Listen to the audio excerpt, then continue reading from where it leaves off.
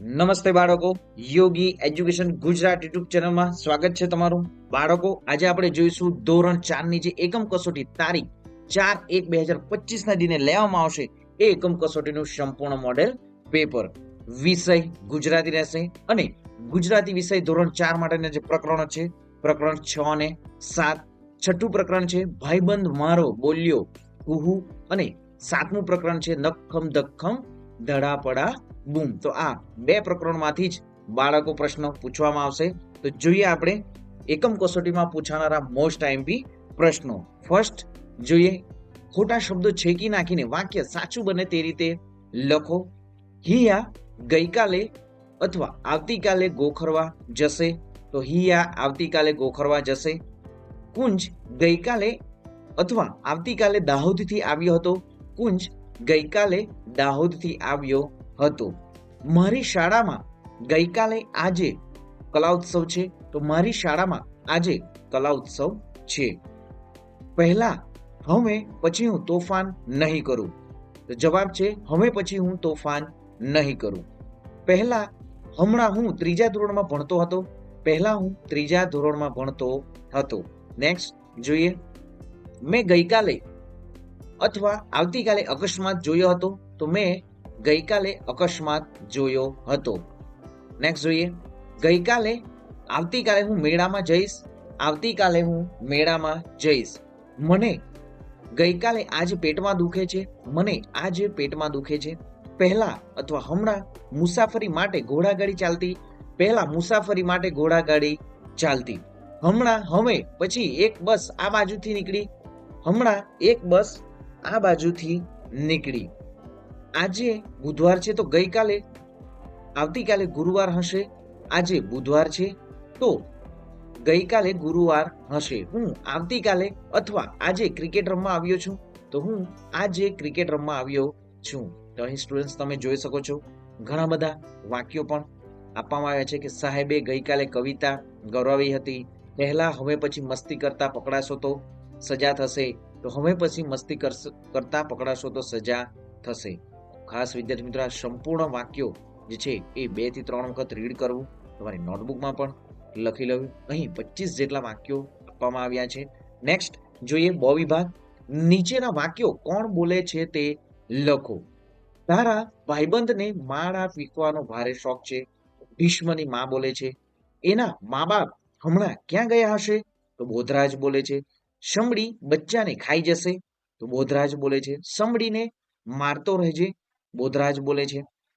એમના મા બાપને કેવી રીતે ખબર પડશે કે એમના બચ્ચા અહીં છે?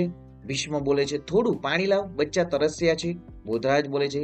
ચીપિયો ના ખકડાવ, બચ્ચુની માં બોલે છે. જામફળ, રબર અને ચાવી ખસ્યા તે સાચું પણ તે જાદુ નથી. શિક્ષક બોલે છે. માતાજી મારી રક્ષા કરો. કમુ બોલે છે.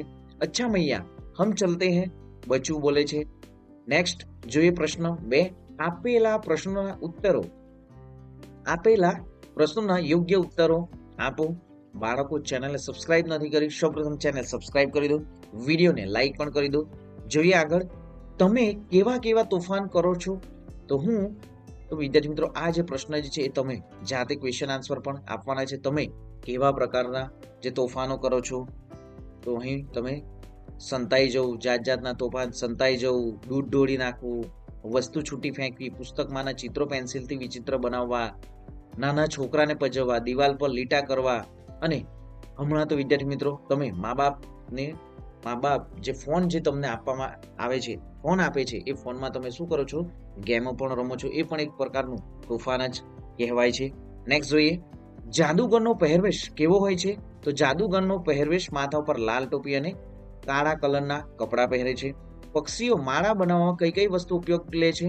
કે પક્ષીઓ માળા બનાવવા ઘાસ, ઝાંખરા, પાતળી ડાળીઓ, સૂકા પાંદડા, વાળ, કરોડિયાનું ઝાડું, કપડાના લીરા, લાકડાના નાના ટુકડા, પાતળા વાયર, દોરા વગેરેનો ઉપયોગ કરે છે. તો બાળકો, તમારા ઘરે પણ જે માળો બનાવવામાં આવ્યો જ હશે, પક્ષીઓ માળો બનાવ્યો જ હશે. તમે પણ બાળકો કોમેન્ટ કરીને જણાવો કે કોના ઘરે માળો છે અને એ જોયો છે અને કઈ વસ્તુઓનો ઉપયોગ કર્યો છે, એ પણ તમારે જણાવવાનું છે. નેક્સ્ટ જોઈએ, તમે જાદુના કેવા ખેલ જોયા છે. તો બાળકો તમે જ્યારે જાદુગર જોવા ગયા હશો એ ખેલ તમે કેવા જોયા છે તો એ તમારે અહીં લખવાના રહેશે. નેક્સ્ટ જોઈએ, તમને શાની બીક લાગે છે? તો કૂતરાની બીક લાગે છે કારણ કે તે બસે છે, પાછળ દોડે છે.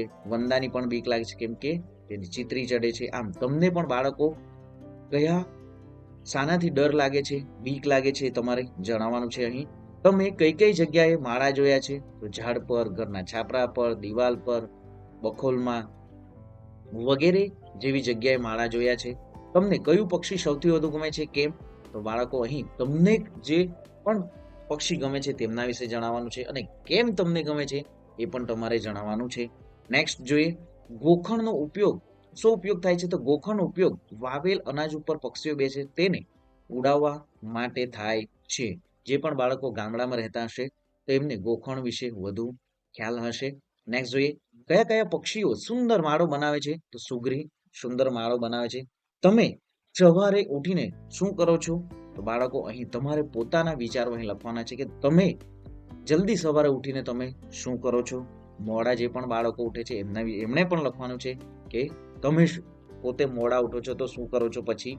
નેક્સ્ટ જોઈએ, સાદું ભોજન કોને કહેવાય? તો સાદું ભોજન એટલે સાત્વિક ભોજન થાય જેની અંદર શાક, રોટલી, દાળ ભાત, છાશ, દૂધ જેવી વસ્તુનો સમાવેશ થાય છે. શિકારી પક્ષી કોને કહેવાય છે?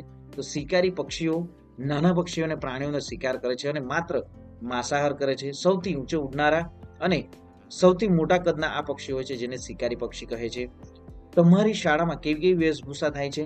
તો એકપાત્રીય અને અભિનય, વેસ્ટર્ન ડ્રેસ જેવી વેશભૂષા થાય છે. કોઈ પણ જે શિકારી પક્ષીના નામ છે કાગડો, શમડી, બાજ અને ઘુવડ. તમે રમતા હોય તેવી કોઈ પણ રમતો લખો. તો અહીં તમે બાળકો જે રમો છો cricket, football, volleyball, kho kho, kabaddi જે પણ તમે બાળકો રમતા હશો એ રમતોના નામ અહીં લખવાના છે. નેક્સ્ટ જોઈએ પ્રશ્ન 3.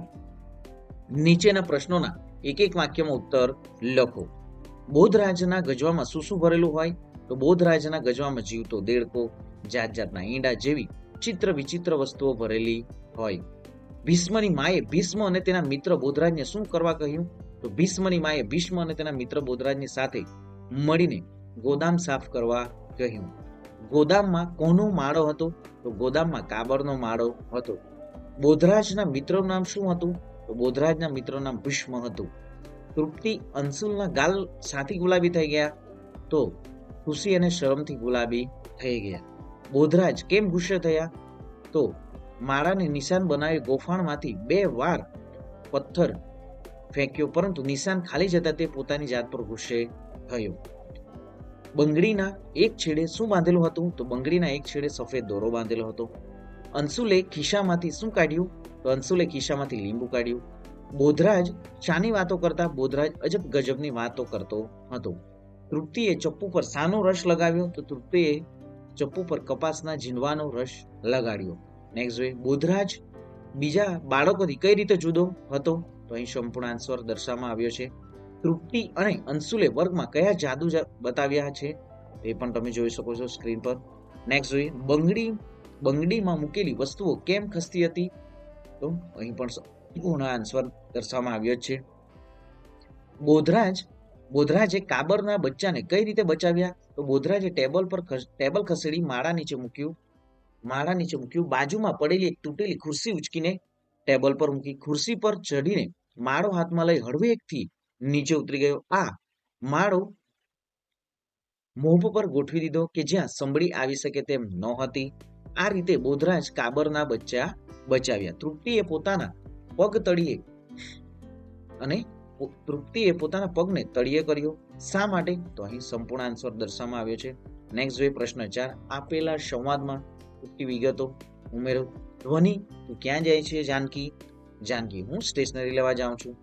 ધ્વનિ, એમ મારે નોટ લેતી આવીશ? જાનકી, લેતી આવીશ પણ તારે કેવી નોટ જોઈએ છે? લીટીવાળી કે કોરી? મારે કોરી નોટ જોઈએ છે. સારું, કોરી લાવીશ. તો અહીં ઘણા બધા એક્ઝામ્પલો પણ આપવામાં આવ્યા છે બાળકો. આ સંપૂર્ણ પીડીએફ તમને ક્યાંથી મળશે એ વિડીયોના અંતે જણાવીશ. જોઈએ આગળ આપણે નેક્સ્ટ. અહીં ઘણા બધા એક્ઝામ્પલો આપવામાં આવ્યા છે વિદ્યાર્થી મિત્રો. નેક્સ્ટ જોઈએ પ્રશ્ન 5. આપેલા ફકરો વાંચી પ્રશ્નોના જવાબ આપો. જળ એ જીવન છે એ ઉક્તિને સાર્થક કરવા ચોખ્ખા મીઠા પાણીનો જરૂરિયાત જેટલો જ ઉપયોગ કરવો નાહવા માટે શક્ય હોય ત્યાં સુધી ઠંડા પાણીનો ઉપયોગ કરીશ. 1 લોટા પાણીથી ગાંધીજી પોતાનો ચહેરો સ્વચ્છ કરી શકતા હતા. ઘરના ટપકતા નળ બંધ કરી પાણીનો વ્યય થતો અટકાવી શકાય. વરસાદી પાણીનો સંગ્રહ અને ઉપયોગ અને સભાનતાપૂર્વક વિચારી અમલ કરીશ. પ્રશ્નો જોઈએ. ગાંધીજી પોતાનો ચહેરો કેવી રીતે સાફ કરતા? તો ગાંધીજી પોતાનો ચહેરો 1 લોટા પાણીથી સાફ કરતા હતા. આ ફકરો આપણને કઈ સુટેવ શીખવે છે? તો આપણને પાણીનો બગાડ અટકાવવાની સુટેવ શીખવે છે. પાણીનો વ્યય અટકાવવા તમે કેવા પ્રયત્નો કરશો? તો પાણીનો વ્યય અટકાવવા વરસાદના પાણીનો સંગ્રહ કરીશું, ટપકતા નળને બંધ કરવા, કૃત્રિમ તળાવનું નિર્માણ વગેરે જેવા પ્રયત્નો કરીશું. પાણીનો બચાવ કરવો શા માટે જરૂરી છે? તો પાણીનો બચાવ કરવો જરૂરી છે કારણ કે જળ એ જીવન છે. પાણીના મૂલ્યને સમજાવતા સૂત્રો: જળ બચાવો, જીવન બચાવો, પાણી બચાવો, પાણી આપણને બચાવશે. નેક્સ્ટ જોઈએ. આપેલા શબ્દોનો ઉપયોગ કરી વાક્યો બનાવો. વાક્યને જોડી અર્થપૂર્ણ ફકરો લખો. તો મોટું જંગલ, વૃક્ષો, અંધારું, ચીસ અને બદન. તો અહીં સંપૂર્ણ આન્સર દર્શાવવામાં આવ્યો છે. તો વિદ્યાર્થી ચેનલને સબસ્ક્રાઇબ નથી કરી, સૌપ્રથમ ચેનલ સબસ્ક્રાઇબ કરી દો, વિડીયોને લાઈક પણ કરી દો અને વિદ્યાર્થી મિત્રો તમારા મિત્રોને પણ વિડીયોની લિંક જે છે એ વિડીયોની લિંકને શેર કરી દો. અને વિદ્યાર્થી મિત્રો આપણી યુટ્યુબ ચેનલ પર ધોરણ 3 થી ધોરણ 10 સુધીની તમામ એકમ કસોટીના વિડીયો વિદ્યાર્થી મિત્રો મૂકવામાં આવે છે. તો ખાસ વિદ્યાર્થી મિત્રો અને જે ધોરણ 5માં ભણતા વિદ્યાર્થી મિત્રોને જે સીઈટીની પરીક્ષા યોજાય છે, સીઈટીની પરીક્ષામાં જેમાં સ્કોલરશિપ આપવામાં આવે છે, એમની બુક ખરીદવા માટે વિદ્યાર્થી મિત્રો ડિસ્ક્રિપ્શનમાં પણ એમની લિંક આપવામાં આવી છે. ધોરણ 8 માટે જ્ઞાન સાધનાની જે પરીક્ષા છે, NMMSની પરીક્ષા છે, એ બુકો ખરીદવા માટે પણ ડિસ્ક્રિપ્શનમાં લિંક આપવામાં આવી છે બુક માટેની. વિદ્યાર્થી મિત્રો ખરીદીને તમે સંપૂર્ણ રીડ કરી શકો, તૈયારી કરી શકો. તો મળીશું નેક્સ્ટ વિડીયોમાં નવી જ્ઞાન, નવી માહિતી સાથે. જય હિન્દ બાળકો, વંદે માતરમ.